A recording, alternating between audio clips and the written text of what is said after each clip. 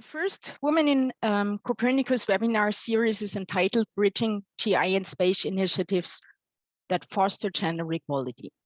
And that is really important to us to connect these different initiatives. So we all know that gender equality, inequality exists in our society. With on average, males being better positioned in social, economic, and political hierarchies. And following the results of the Gender Equality Index from the European Union, if we continue with this kind of speed, it will take up another 60 years until we reach equality. And I think most of us are also aware that this gender gap is especially distinct in STEM disciplines. So while during the education, the proportion between women and men is more or less the same, the gender gap increases dramatically after education and tends to be higher depending on the career ladder. And this is also true for new emerging fields, like, for example, AI programmers. So there are only 22% of them are women. But the topic is also of increasing interest. So partly with a negative effect due to the COVID pandemic. So we all know that the impact is not equally distributed. So it tends to have a higher impact on women. But also on the other hand, with having the first female president of the European Union, this topic is also of increasing interest. So that's why, for example, the European Commission also issued the Gender Equality Strategy 2020 till 2025 with the aim to reach this equality. And in the recent developments, it's also very prominent in the space sector with the ESA astronaut selection that is currently going on. And I think it's the first time that women, and with the Para-Astronaut project, also people with physical disability are explicitly encouraged to apply for being astronauts. And let's see, we hope that the current picture, where so far only 2 women were astronauts, will change in near future. So coming back to this webinar series, what we tried to establish is really connecting successful initiatives that are existing in the TI and space initiatives. To get an overview of these initiatives for all of you who joined, especially also students, find out which network might be the best for you and where you might want to join. And then, as being a minority for females is still a big issue, also showcase female role models. And of course, to facilitate the cooperation between these initiatives to reach, hopefully, the goal of gender equality. So what you can expect in the next 2 months is, starting from today on, an overview of the initiative Women in Copernicus, and then for the rest of April, focusing more on the space-related initiatives. Next week, we will have a talk about Space Girls, Space Women, and really successful exhibition that was also touring through the Nereus regions, followed by Space for Women, an initiative from the UN, and then Women in Aerospace, and really already now well-established initiative. In May, we will then switch a bit to the TI sector, starting with Women in Geospatial Plus, followed by GeoChicas, active in the OpenStreet community, and then coming back to the European Union with EUROGI, the Women in GI Policy Focus Group, and last but not least, to round this up, with talks from the European Commission to get their views on the strategy and what's going to happen in the near future. So of course, I know that time is always an issue. You can also only join single webinars, but you're more than welcome to join the whole series. So that was a little bit the announcement and overview why we intended this webinar series. And I now want to start with an overview of the initiative Women in Copernicus. So I myself, Laura Riela, I'm from the University of Salzburg in Austria. I will give an overview of our aims and goals and what we did so far. And then my colleague Marie Jagal from France will focus on a regional and user uptake focus and her personal experience. So as we might have a quite mixed audience, I would just want to shortly present one slide about what is Copernicus.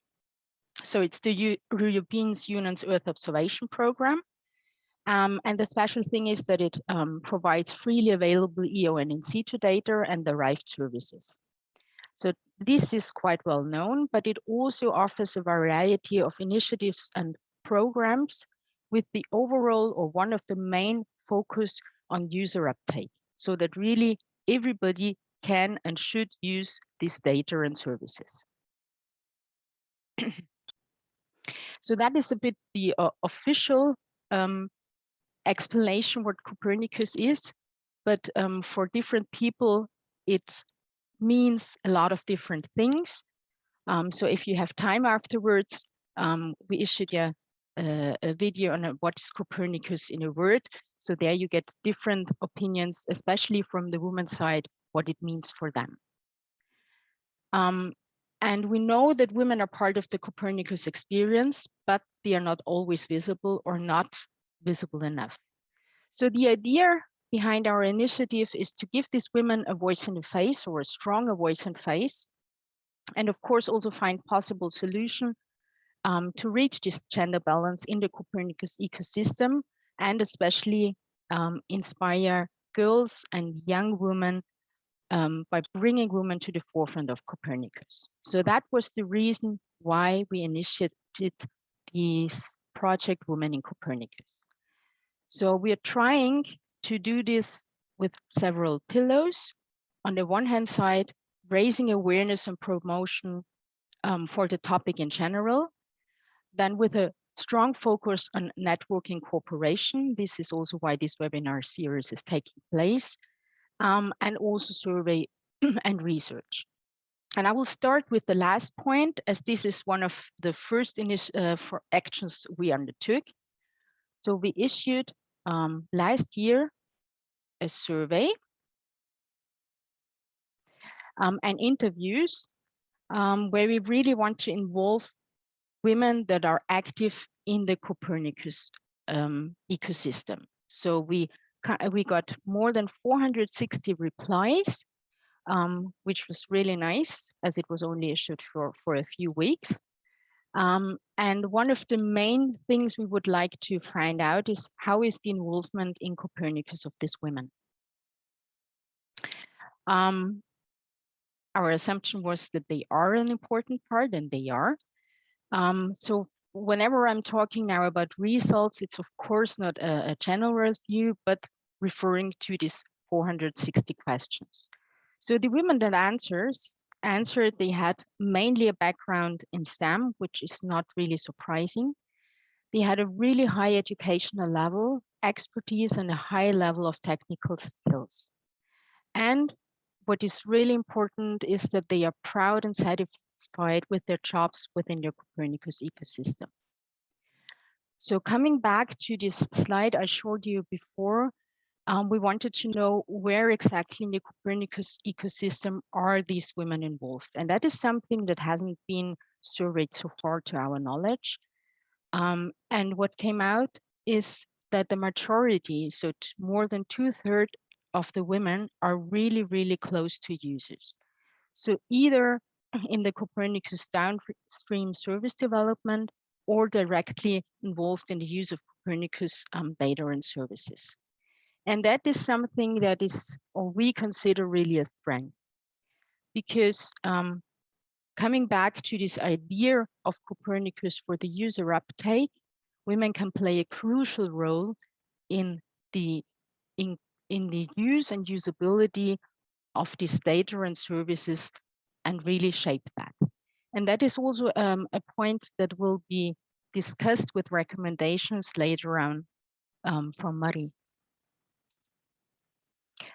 Another thing is when we asked women what are they most proud of, more than 50% of the replies dealt with examples that are related to service or support of users. So women are really, really proud that they work closely to users, that they develop innovative ideas for them, and also rewarded the democratization of data so that the data and services are freely available to everybody, and by that contribute to solve societal challenges. So I think this is also a very, very important point within the Copernicus ecosystem. The women, of course, also had a lot of facilitators and support. And when asking them, so the main support is the support from the family, both in the past during their education, but also currently in their working situation. The next thing is the high work satisfaction, that women are proud and satisfied working close to users within the Copernicus ecosystem. And if policies are in place, the reconciliation of work and private life. So that is the good news. The not so good news is that there is also gender bias generally and within the Copernicus ecosystem. So even with very high education and excellent technical skills, the women rated their hierarchical level, their position, only as medium. So the conclusion is that it's still difficult to actually occupy a leading position as a woman in the Copernicus field. And that, of course, is something that we hope can be changed in future. Again, I would like to point you to one of the videos we released if you want to get more insight and personal experience from women active in the Copernicus ecosystem about what kind of barriers or difficulties they did face. So when coming back to these barriers, actually being a minority is still the main one. So this experienced gender imbalance is really one of the main barriers for women, followed by gender bias, so a different treatment because of their gender, lack of self-confidence, and motherhood or female family life. So getting children is still perceived as the career stoppers. And the lack of self-confidence is actually not changing. So women answered that they identified it as the main barriers for girls in choosing a STEM education, but also for themselves being the main reason responsible for missed opportunities in their career. So one quote is that women do not apply for jobs if they are not fully qualified, while men do. So I think this is something that most of us already experienced. The good news is that other barriers did change. So motherhood and private life. So women before under 40, and especially women younger than 30, they do not perceive this as such a big barrier for their own career. This might be partly due to the fact that some of them do not have yet own children, but there seems to be a trend.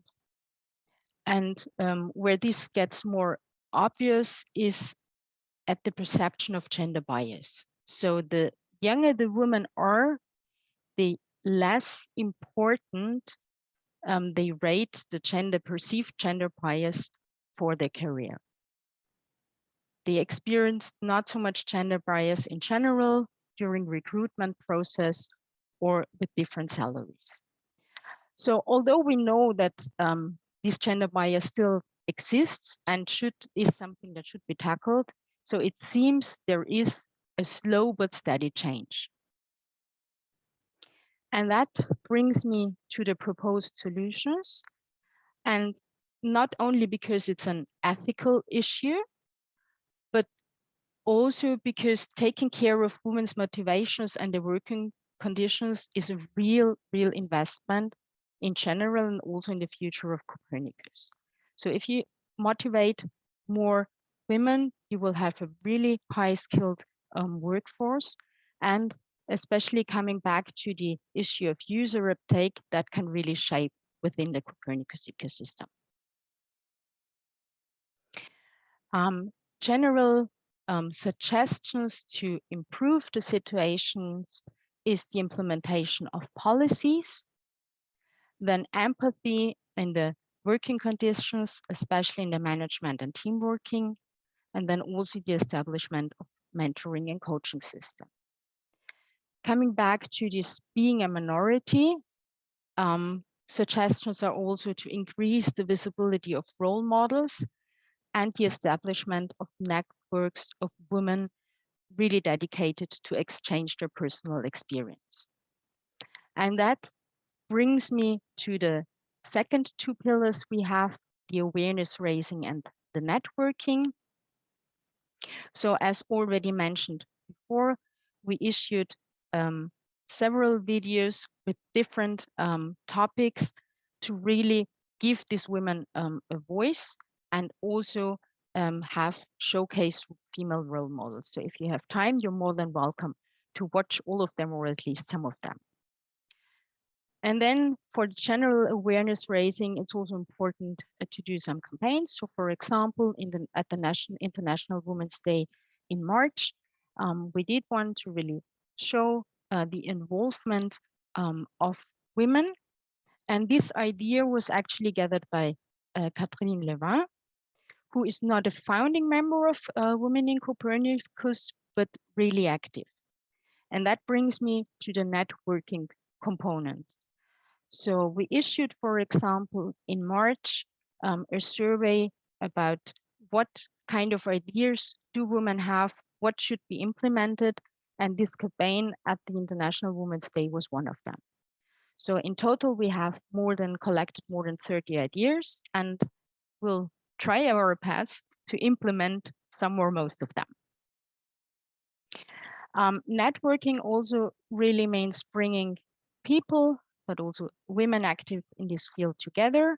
So we're not only promoting this at different events, but also trying to do that together. So for example, if you participate in the IGARS this July, don't forget to participate in the special session towards a more gender balanced geoscience and remote sensing world that is jointly chaired by Nathalie Stephan, one of the Women in Copernicus founders, and Monica Sibello from the IROGE Policy Focus Group. You will also hear a talk later in May. And that brings me to the Edward part. So if you feel now, yes, this initiative is nice, it could be something for me. So you're more than welcome to be part of Women in Copernicus. You'll find all related information on the website. It's possible to subscribe to a group, have a look at LinkedIn, follow us on Twitter, and again, maybe you have time to watch the videos. So that brings me to the end of my short overview. With these lovely women, you will all see sooner or later during this webinar series. So they are the founders of Women in Copernicus. Some of them will give a talk, some of them will do moderation, and all of them are here today for the Q&A session. So if you have any questions, we're more than happy to answer that. And again, I want to emphasize it's not only us. So it's really by now a quite big network of women that hopefully will increase in future. So that was everything from my side. And with that, of course, if you have any immediate questions, you're more than welcome to ask. Otherwise, I would give the floor to Marie. and her presentation, and then we can talk about everything you want later at the Q&A session. Sorry, can I quickly ask a question? Sure. Yeah, good afternoon, everyone. I wanted to ask, because I noticed that in your presentation that there wasn't any part that covered the acceptance of this, the topic of gender equality by men. I mean, they are the ones always at the forefront of this leadership positions and everything. How are they receiving it? Are they accepting it well as an idea they welcome, or is it just, oh, okay, it's just there, it's something we'll talk about when the women come? Like, how are they welcoming the idea? Yeah, so that is actually a really good question, and one of the main topics we want to research and also focus on in future a bit more, because I think it's general knowledge, and at least our idea is that it should be always together, and involving man is for sure crucial. It should be, well, that's it should be obvious, but also for this specific topic, general in the awareness and also within the Copernicus ecosystem. So one of our ideas to involve really also more men is on the one hand side to issue another survey this year that tackles exactly some of the things you said now. And then also more strongly involve them in activities. So we decided now for this first webinar series, it might be a good start to really focus on the initiatives only established by women, but not only for women. But especially in the next webinar series in autumn, we really, really want to mix this better, because unfortunately, we experienced so far that at other talks and webinars, the majority of people joining are women, which might be logical, but we would really hope for more engagement also for men. So, yep, you're completely right. Yeah, thank you. Like, I like the fact that you're also considering this, and yeah, I'm looking forward to seeing what the outputs will be. Thanks.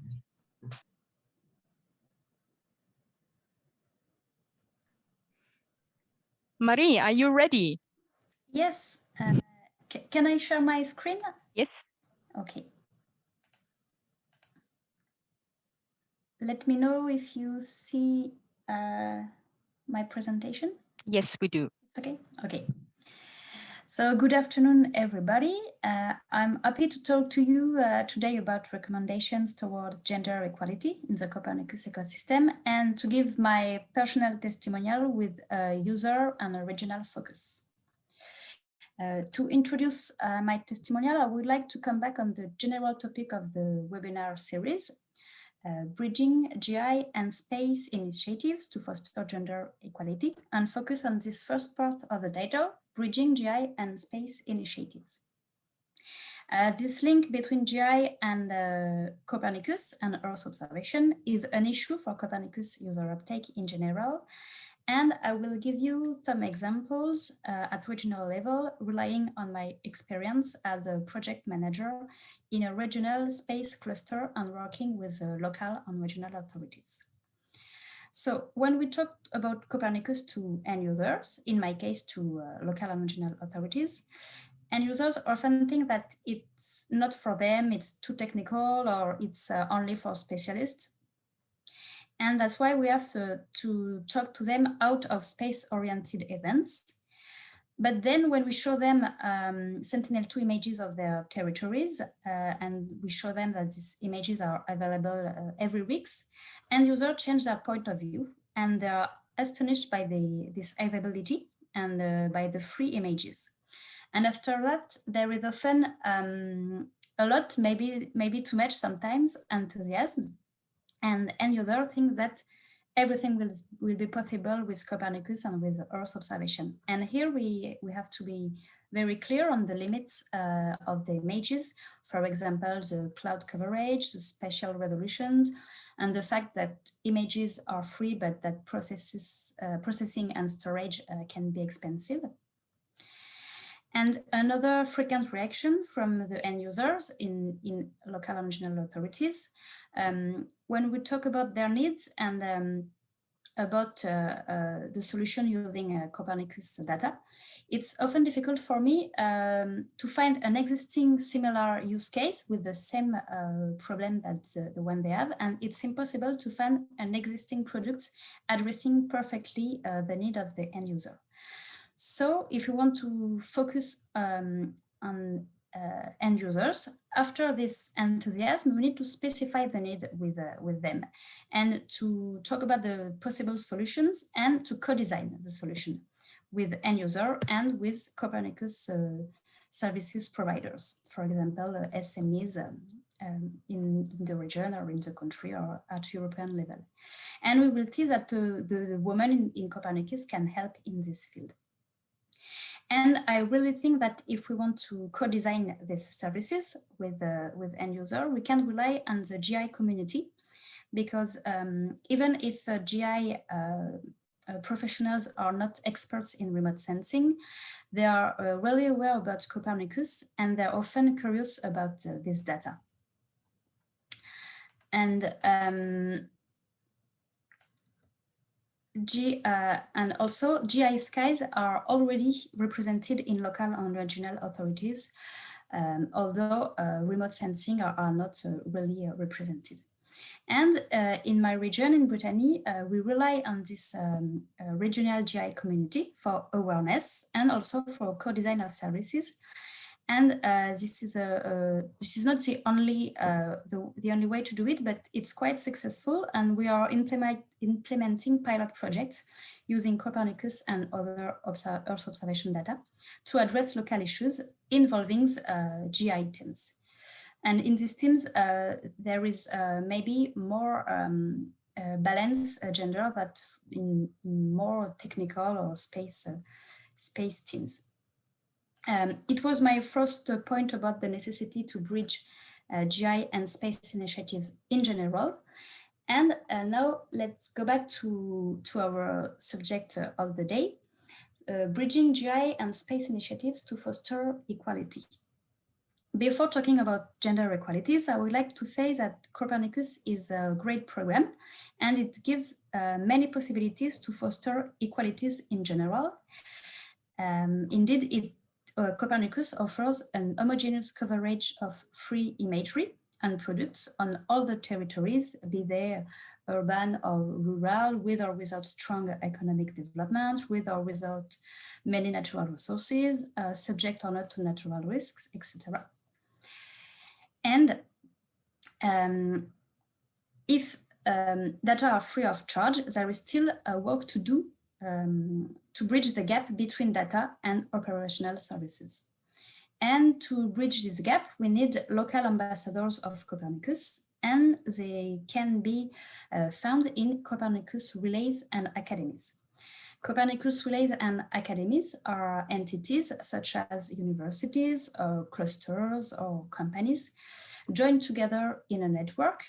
This network is implemented by the European Commission, and they aim at foster Copernicus uptake. And to work in a Copernicus Academy or Copernicus Relay, it requires many skills. And this is another result of the Women in Copernicus survey. Women agreed on the fact that many skills can be related to Copernicus: technical skills, thematic, environmental, social, administrative, legal skills, etc.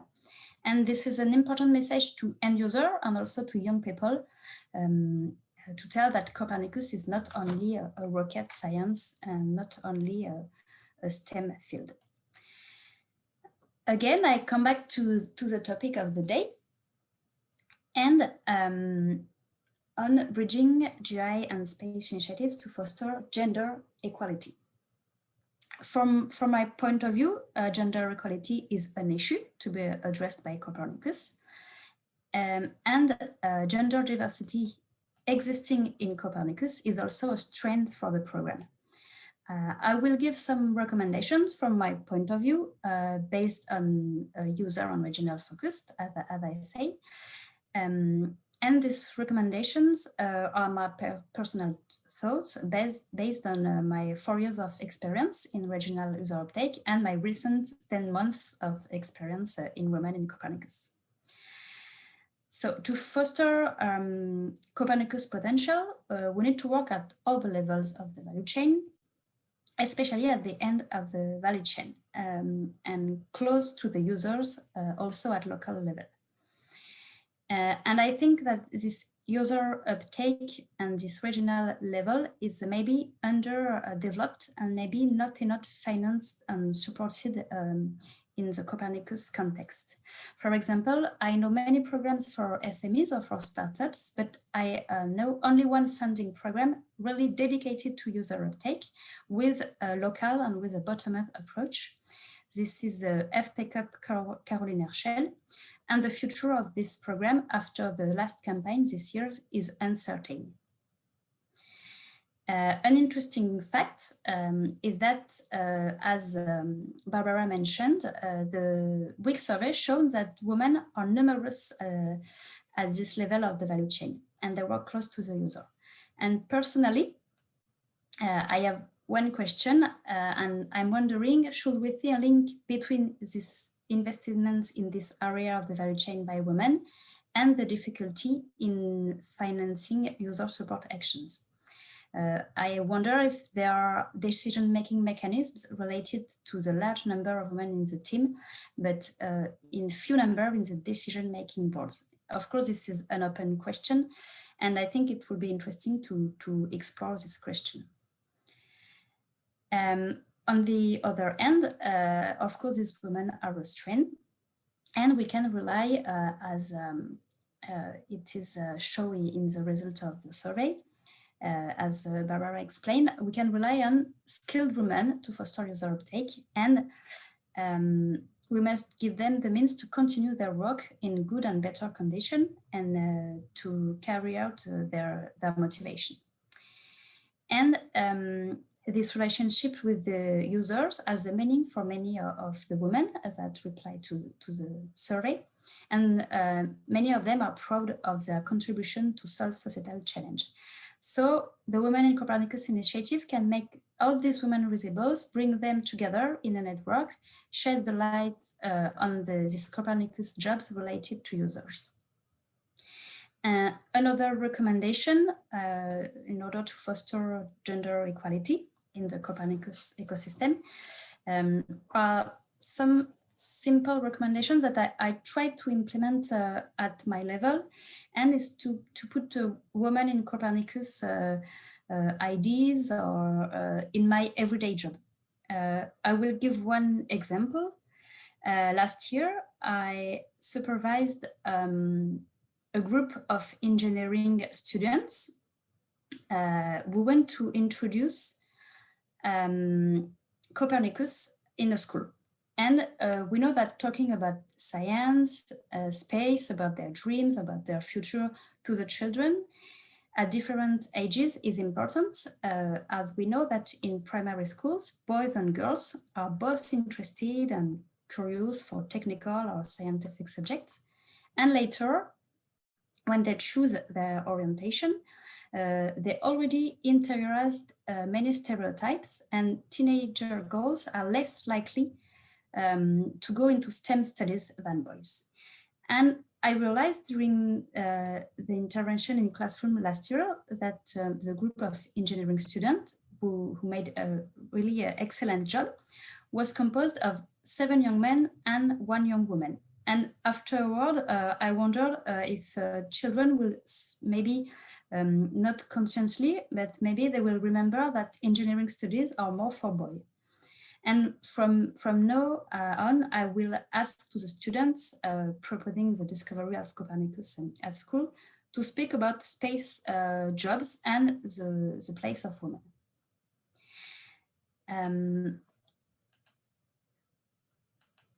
in a nutshell, few recommendations. I think that we need to work at different levels, European, national, and regional, relying on working with existing initiatives, with both bottom-up and top-down approaches, and reinforce local ambassadors promoting Copernicus, involving women and mixed team.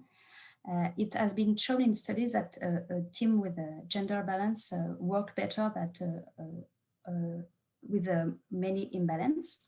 And we also need to show girls that STEM, or more broadly Copernicus, is also for girls, and that Copernicus is not only for rocket scientists. And just to finish, from my personal point of view, the WIG project and the results of the survey didn't give me many answers and certainties, but it allows and encourages me to question my job and to bring more of gender or inclusion perspectives in my daily work. It's not necessarily always very concrete, but it changed my view on many things. And I think that this user local approach seems to be complementary to a necessary political will at European level for Copernicus. That will be the subject of the last webinar of this webinar series.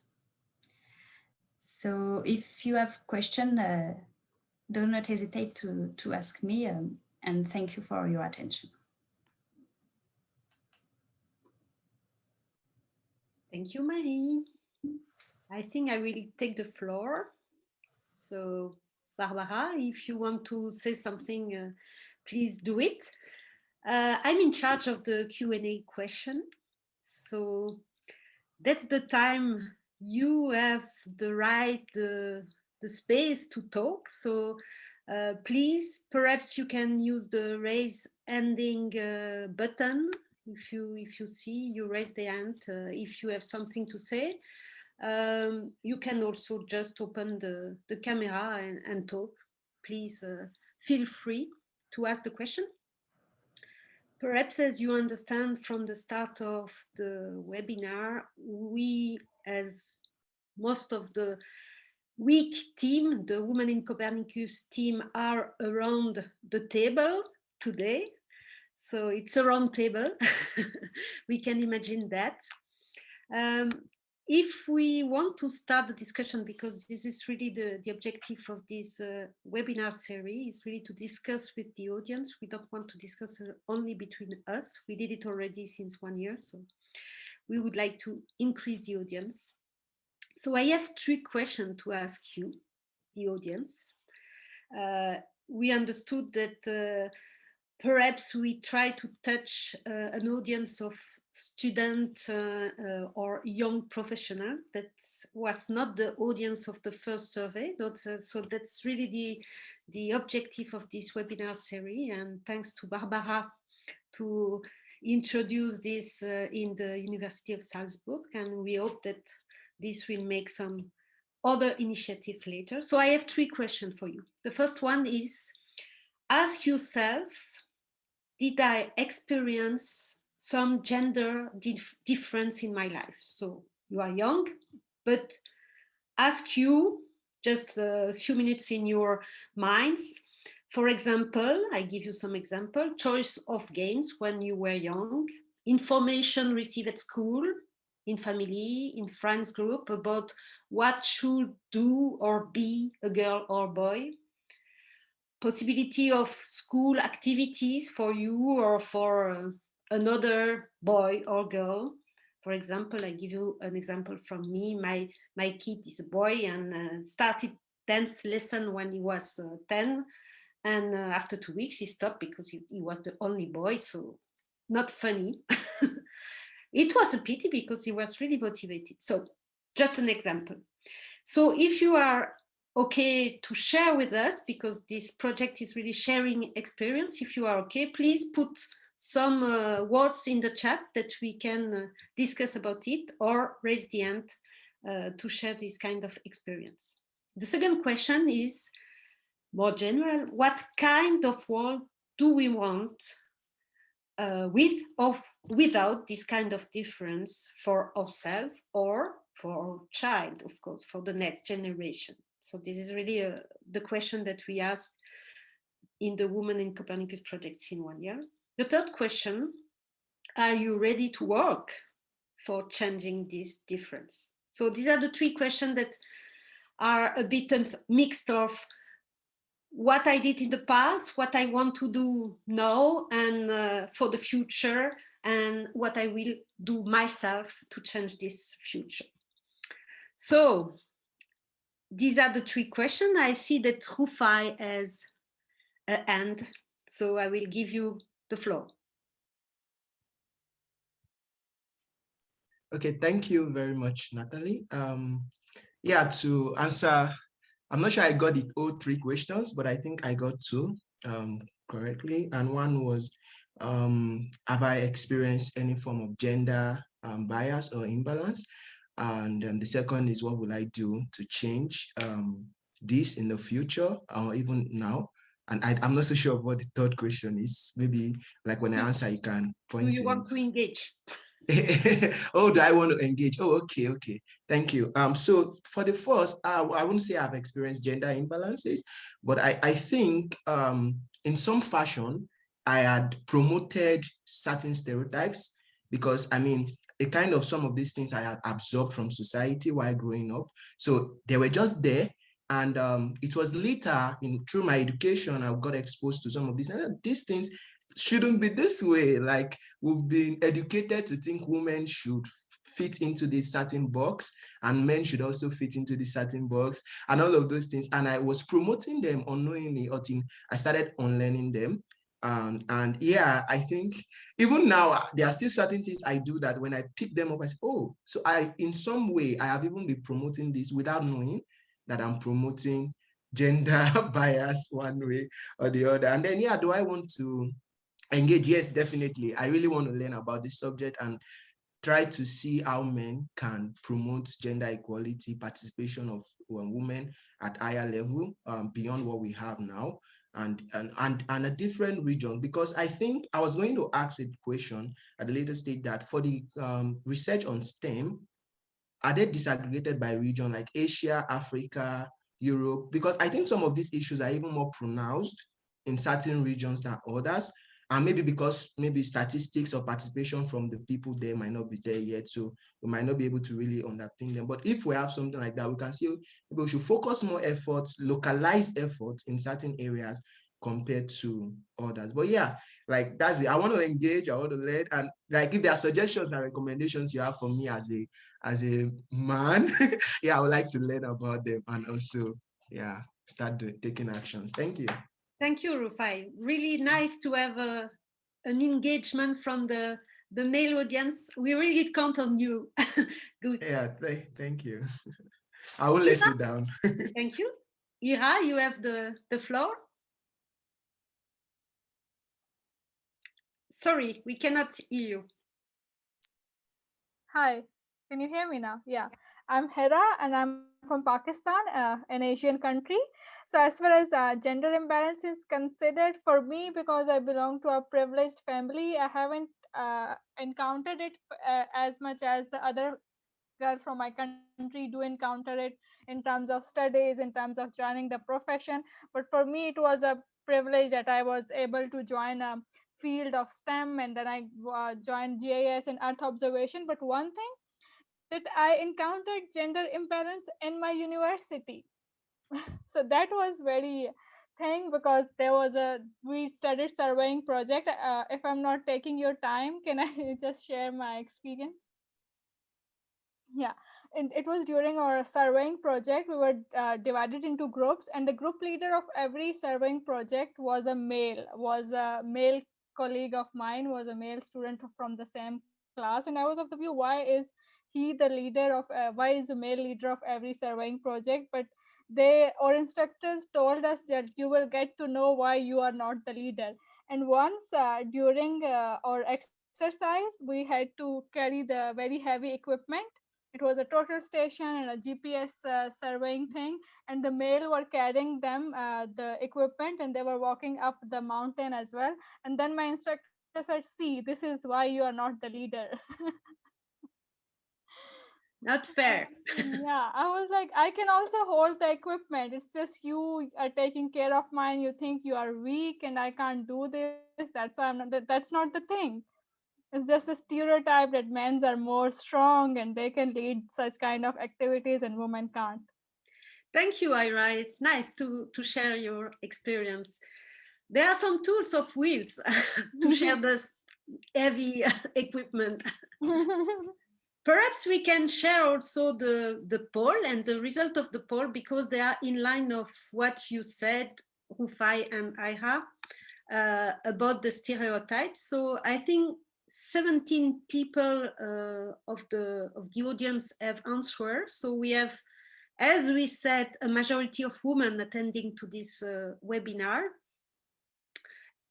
We are happy that Rufai is among us. We have 2 male, and that's good to know that they are engaged.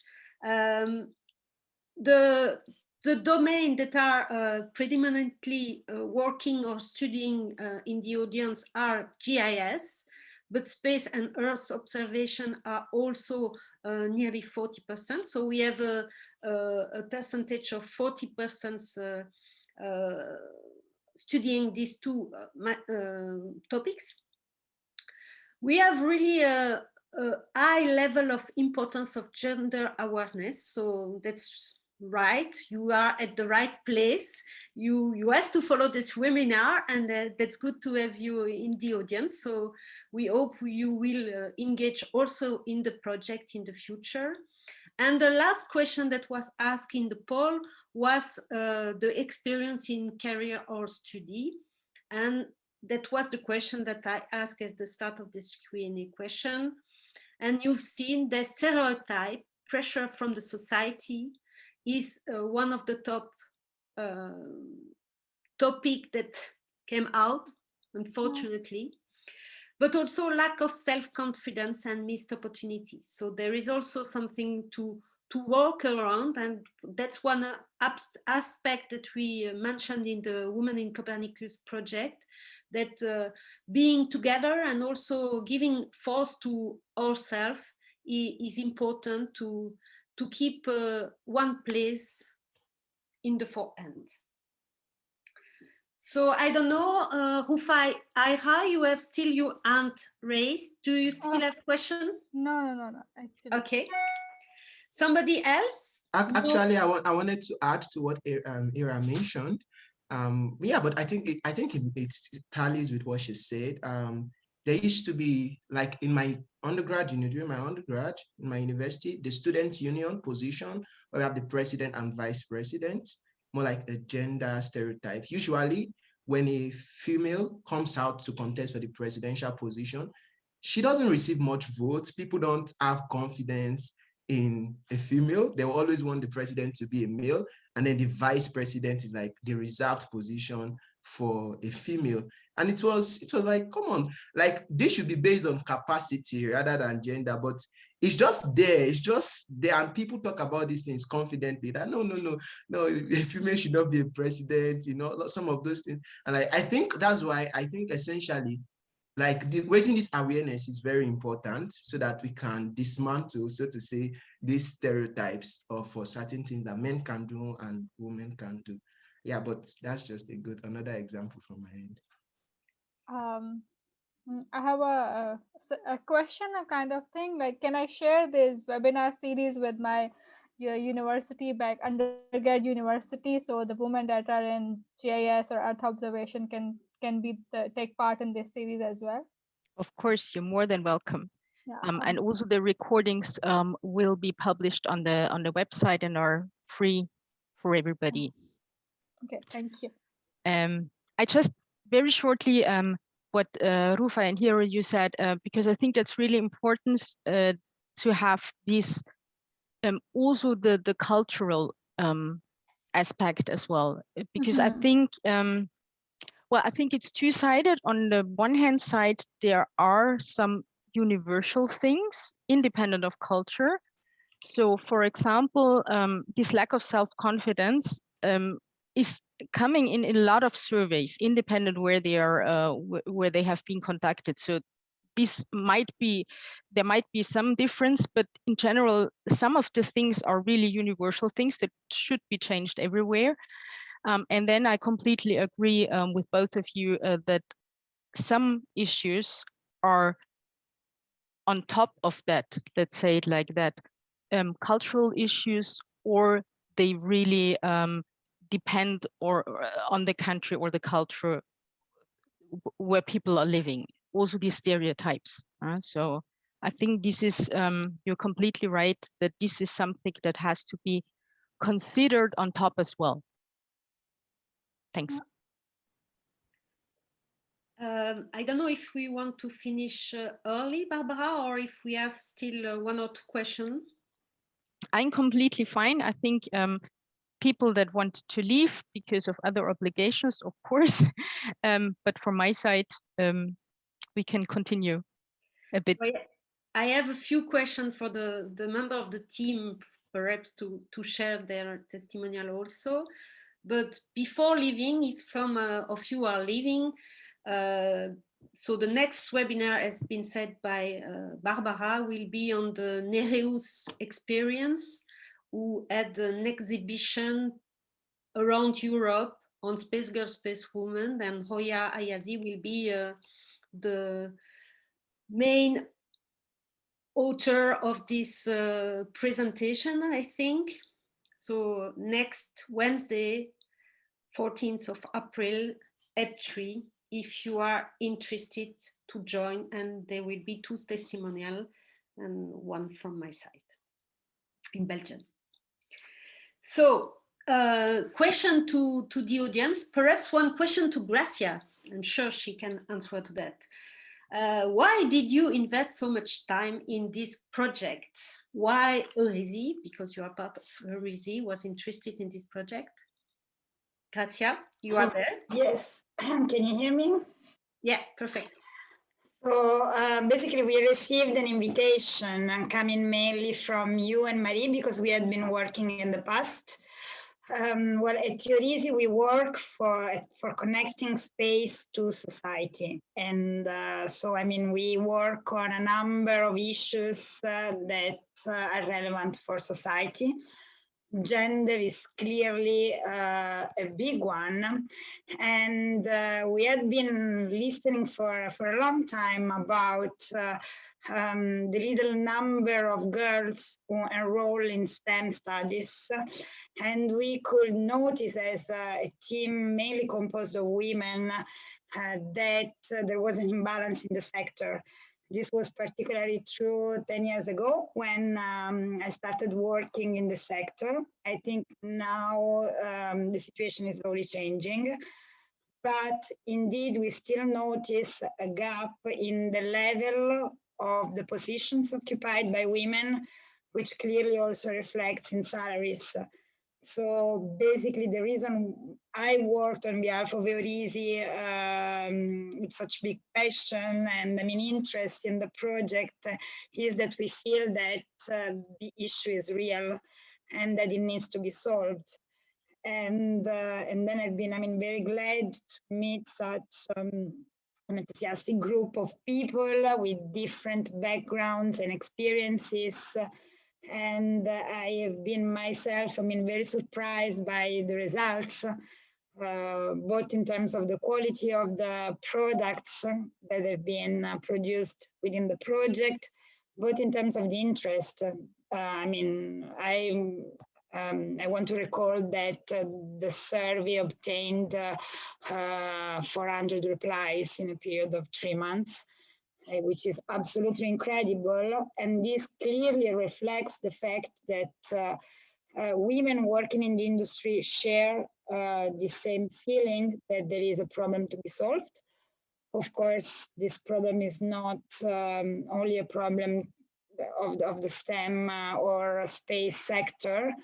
And I mean, we wanted to do something more than networking, but actually proposing solutions and changing a bit the paradigm and changing the kind of responses that are brought to the table.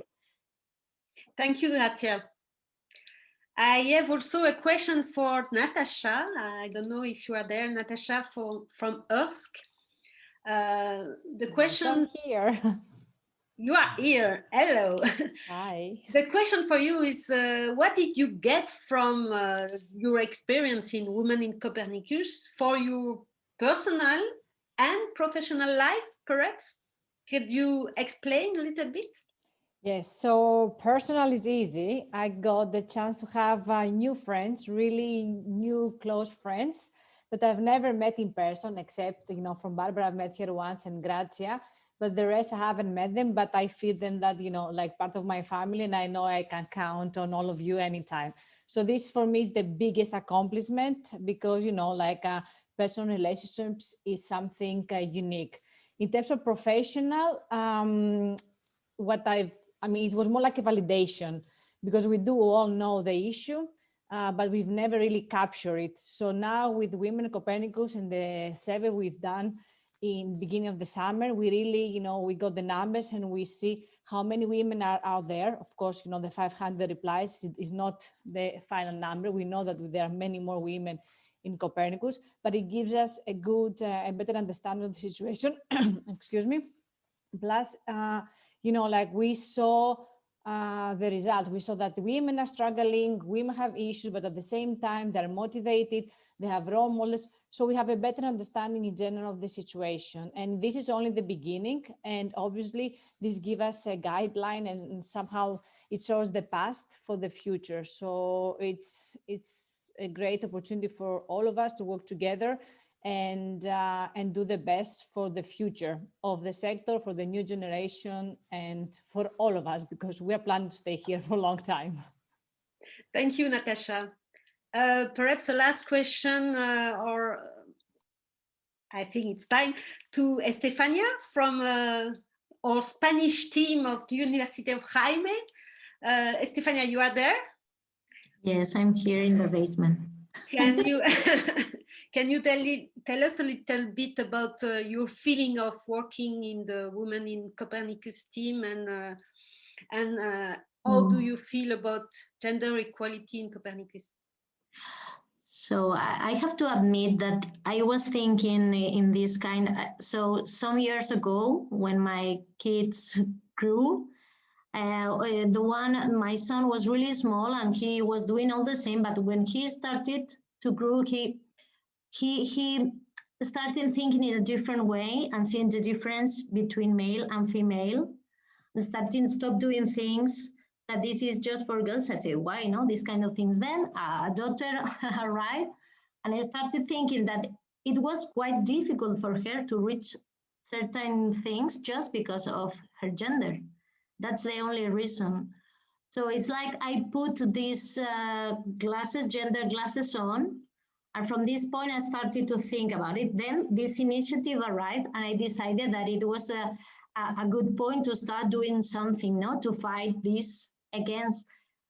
I think that something Rufai said something interesting. No, it's like how to unlearn what we learned subtly during our lives. Because even myself, I'm doing things that afterwards, or saying things afterwards, say, why did I say that? No, but it's just because we're learning on how to unlearn these kind of things, and maybe the best option is to start from the beginning, from children, trying to break these stereotypes and show different things.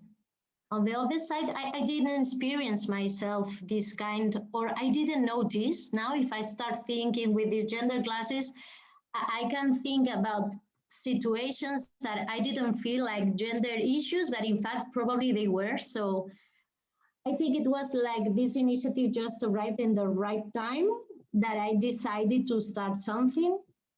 As it was also said, it's not just Copernicus, it's something general, no, but it's a nice, let's say, like start, because now I notice gender issues everywhere, on TV a lot, or so everywhere I'm noticing these kinds of stuff. So I think this was good for me, like to open up my eyes and to raise my own awareness.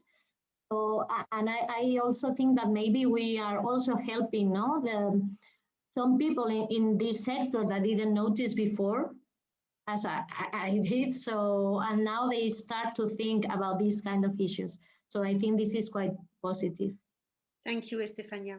Aida, from the colleague from the Spanish team also, do you have something to add for the last words? Aida? Yes, hello. I agree with everything you said. And also, I am a computer scientist, so you know that 90% of my classmates were male, more than 90, I think. So yes, I feel I know what you talk about, and I agree 100%. How was it to work with women? It was really nice. It was a change. Yes. It's very nice to see a very nice team of women working together. So this nice word, I think, are nice to conclude that everybody is welcome in Women in Copernicus, not only women, not only girls. Men are really welcome to participate, to engage. So I really push you, or at least call you to register on the website, on the LinkedIn, on the Twitter, and follow us.